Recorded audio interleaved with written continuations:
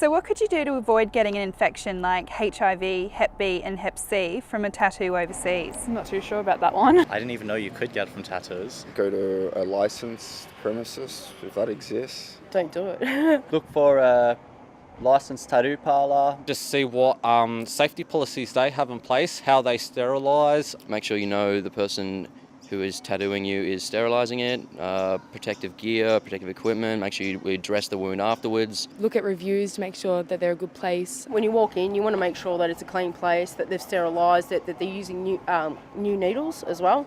They're not double dipping as well. You don't want them to actually double dip into other people's ink or the ink that they've used before. Again, that's how you transmit things as well. Watch the person take the needle out of the package and never trust a word.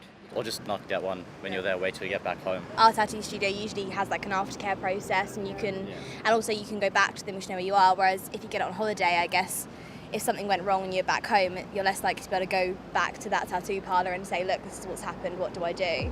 So infections like HIV, hepatitis C, hepatitis B are considered BBVs, meaning that they are blood-borne viruses and they are transmitted through blood-to-blood contact. So when we're getting tattoos overseas, it is important to have a good understanding of the hygiene of that premises.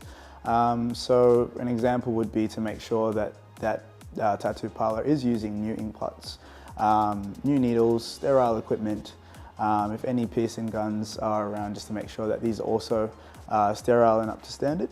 And if anyone is having doubt around these things, it's better to just go to somewhere else where they do feel comfortable with the hygiene of that premises.